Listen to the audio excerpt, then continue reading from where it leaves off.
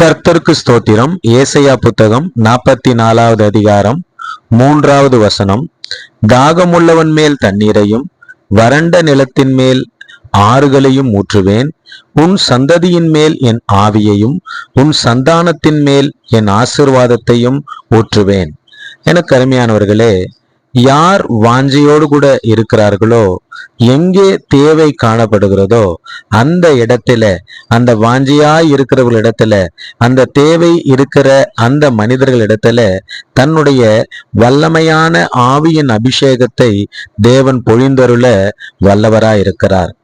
அந்த ஆவியின் அபிஷேகமானது ஆசீர்வாதத்தை கொண்டு வரும். அந்த ஆசீர்வாதமானது நம்முடைய சந்ததியையும் நம்முடைய சந்தானத்தையும் தொடரும். இந்த வார்த்தையின் அடிப்படையிலே ஜெபிப்போம். தகப்பனே, நாங்கள் தாகமாய் இருக்கிறோம், நாங்கள் தேவையுடன் இருக்கிறோம்.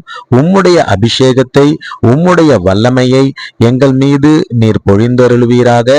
நீர் பொழிந்தருள்கிற அந்த அபிஷேகமானது, அந்த வல்லமையானது எங்களுடைய சந்ததியையும் எங்களுடைய சந்தானத்தையும் ஆசீர்வதித்து தொடர்வதாக.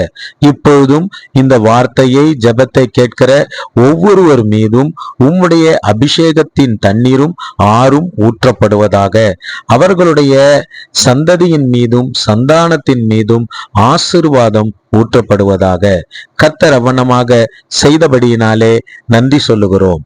இயேசு கிறிஸ்துவின் இனிதான நாமத்துல ஜெபிக்கிறேன் தகப்பனே. ஆமேன், ஆமேன், ஆமேன். God bless you all. கர்த்தர் உங்கள் எல்லோரையும் ஆசீர்வதிப்பார்.